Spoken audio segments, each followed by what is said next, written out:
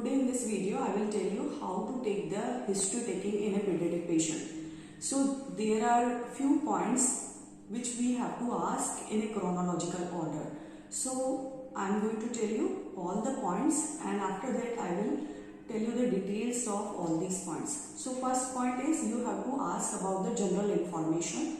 Then second you have to ask chief complaint, then history of present illness or we can say origin, duration and progression.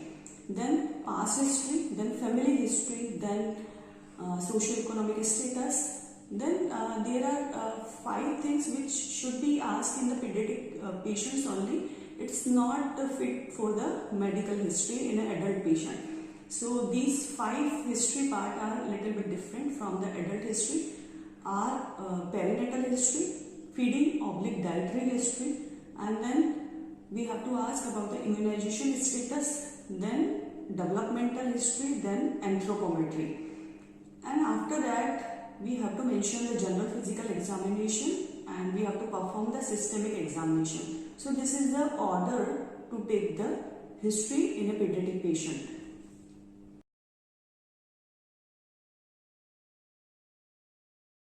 General information, we have to ask about the informant. The one who is taking care of the baby is the ideal informant.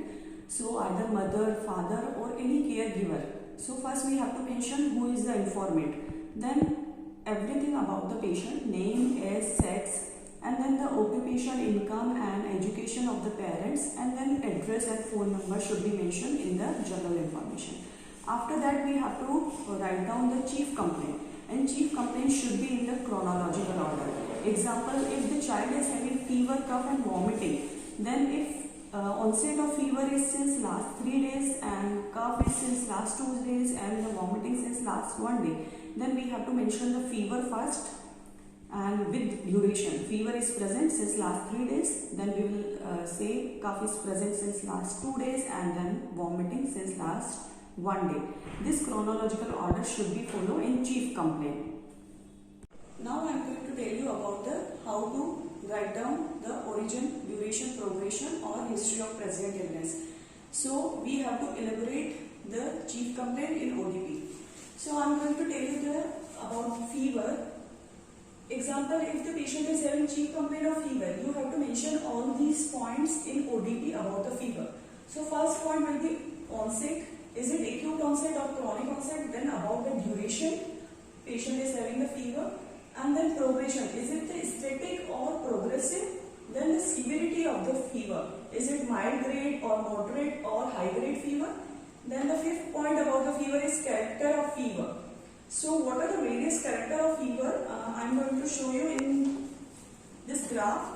On vertical side I have mentioned the temperature and on horizontal I have mentioned the days. So in continuous fever, patient will have the fluctuation of less than 1 degree centigrade and this fever does not touch the baseline. It is characteristically seen in the viral fever. Patient will have the fever throughout the day. It will not touch the baseline normal temperature and the fluctuation will also remain less than 1 degree. So it is characteristic of viral. Then another character is remittent fever, which is characteristically seen in the autoimmune disorders, in which it will also not touch the baseline but the fluctuation will be more than 2 degrees centigrade. And third character is intermittent fever, which is characteristically seen in the malaria patient, and in this it is again of 3 types. It can be quotidian, tertian and quartan fever. If everyday patient is having the fever and only for few hours, and intermittent fever always touches the baseline. So if the patient is febrile every day, then we will say quotidian fever. If patient is febrile on alternate day, example on Monday and Wednesday patient is febrile, but on Tuesday patient is not having any episode of the fever, we will say tertian. If patient is febrile after 2 days, example on Monday and Thursday, we will say quartan fever. So this is a characteristic of malaria, intermittent fever, and in this the temperature will touch the baseline. Another character is stapulator pattern of fever, which is characteristically seen in the typhoid. And every day there will be increase in the severity of the temperature. So on first day patient is 100 degree, then second day 101 and third day 102. So slightly it is increasing. So it is characteristic of typhoid. There are various other character also, paroxysmal fever, biphasic fever, which is seen in the dengue. So you have to mention about the character. Then you have to mention about the chills and rigors. If patient is feeling cold, then you have to mention chills. It is not applicable in less than 2 years old baby because they are not able to express are they feeling cold or not. And if mother notice that the abnormal movements are present with the rigor, movements are present with the fever, you have to mention. And chills rigor fever is characteristically seen in the malaria, urinary tract infection, acute tonsillitis, and if the patient is having abscess in the body. These are the common example. And you have to ask about the if fever is relieved by antipyretic paracetamol or not.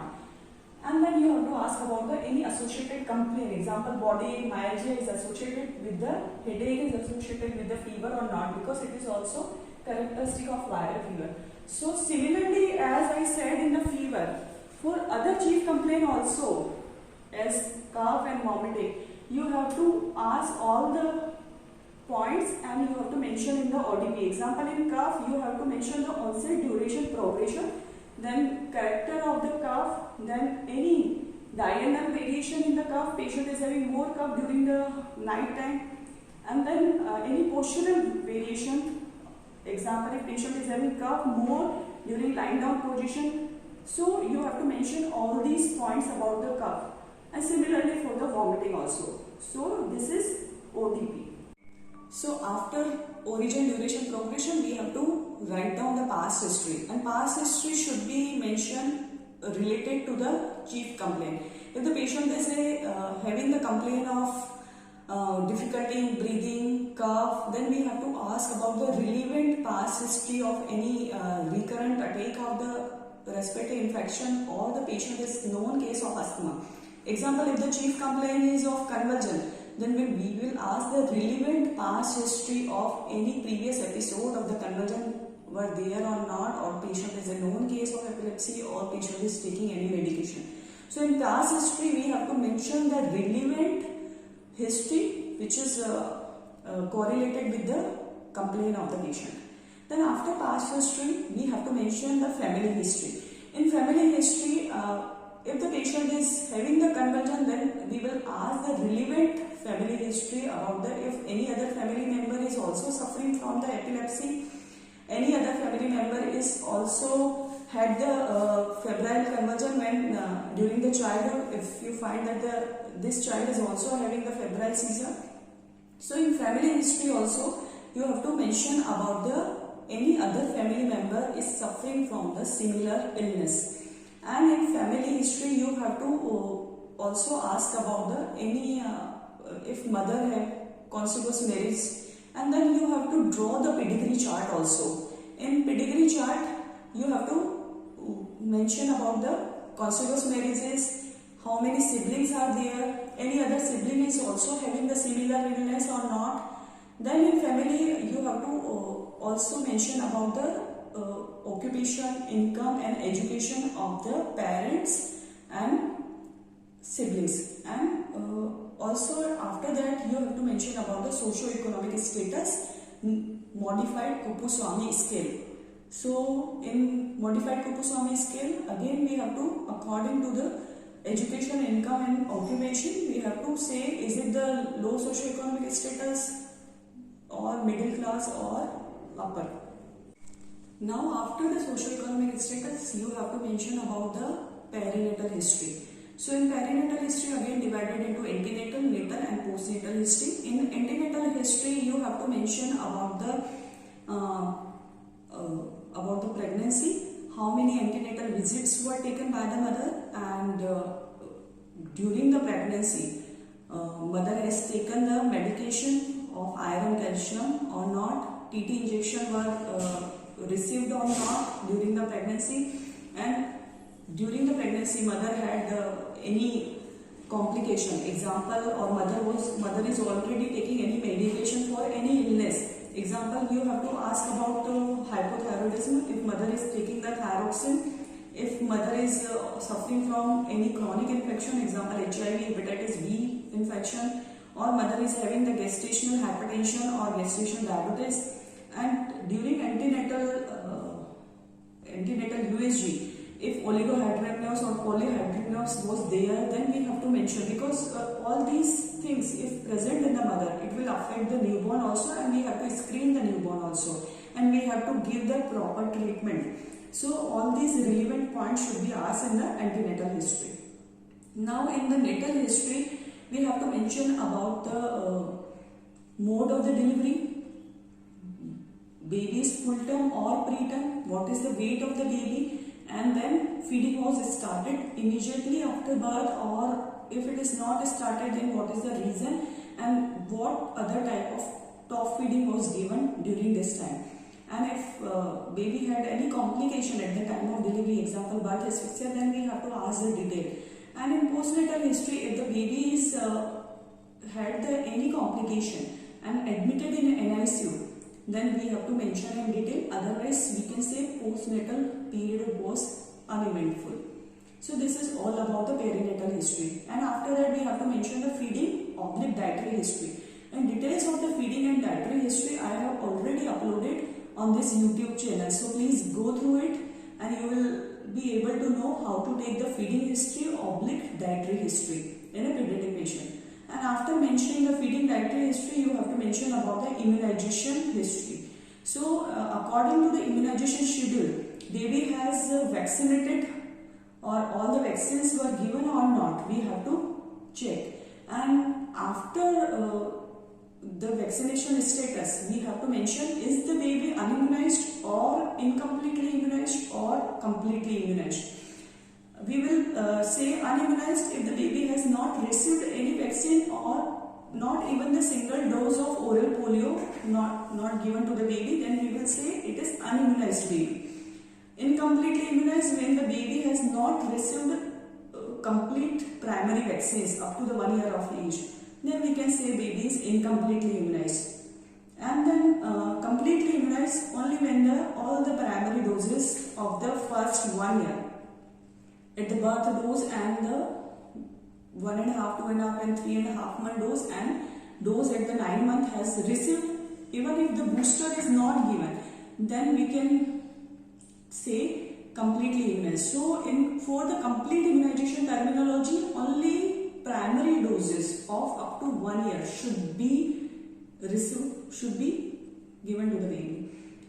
And then after immunization history, we have to mention about the developmental history. And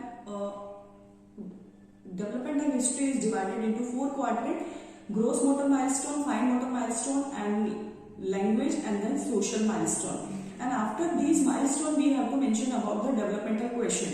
And detail of the developmental history I have already uploaded in this YouTube channel. So go through the developmental history, how to take the developmental history and how to calculate the DQ.